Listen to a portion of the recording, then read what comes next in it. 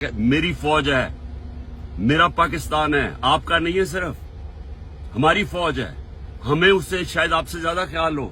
ये जो हरकतें करना कि जी जो तनकीद करे उसको आप मुंह बंद कर दें, ये आप नुकसान पहुंचा रहे हैं इदारे को। और मैं ये भी आज कह दूं, ये जो आज मैं जा रहा हूं वहां कोई पुलिस और रेंजर्स और एफसी इतनी बड़ी फौज लाने की, मुल्क के पैसे जाया करने की कोई जरूरत नहीं है। अगर किसी के पास वारंट है, सीधा मेरे पास वारंट लेके आए, मेरे वकील होंगे, लीगल होंगे, मैं खुद ही जाके जेल में तैयार हूं जाने के लिए।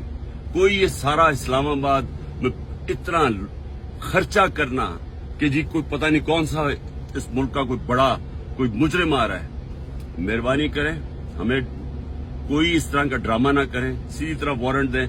कोई मेरे पर केस नहीं है, कोई इस वक्त केस नहीं है, लेकिन मैं मेंटली ज़हनी तौर पे तैयार हुआ हूं कि जेल में डालना है, मैं तैयार हूं जेल में जाने के लिए, मैं जेल में जाने के लिए तैयार हूं। दूसरी चीज, ये जो इसने डर्टी हैरी ने जो प्लान बनाया हुआ और टोला है इसके साथ, और मैं फिर कहता हूं सोशल मीडिया देखें, सबको पता है कौन कौन इसके साथ है।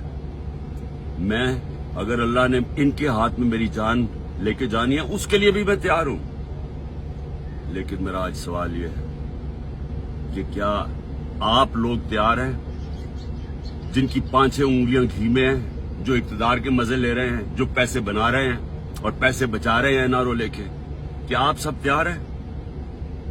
क्या हो सकता है कि इतनी ज्यादा कौम ना सड़कों पर निकले, लेकिन ये भी हो सकता है कि श्रीलंका में जो हालात थे, आज ब्लूमबर्ग कहता है, दुनिया कहती है कि पाकिस्तान के उससे ज्यादा बुरे हालात हो चुके हैं। तो अगर ये फट गई कौम, तो आप सबको अपने आप को बचाना, छुपते फिरेंगे आप। ये जो सारे बादशाह बनी हुई है, ये जो पैसे बन रही हैं, सारा कुछ धुल जाएगा। तो आप भी तैयार हो जाए, मैं तैयार हूं। और मैं ये भी आखिर में कह दूं कि अगर इन चोरों की, इन डाकुओं के नीचे, इन डफर्स के नीचे अगर जिंदगी गुजारनी पड़े ना, इनकी गुलामी करनी पड़े, मैं अल्लाह से दुआ करता हूं कि इससे बेहतर है कि मुझे ऊपर ले जाए, क्योंकि मैंने कि इस मुल्क से बाहर तो जाना नहीं है। लेकिन इस तरह के गुलाम, इनकी गुलामी से मौत बेहतर है।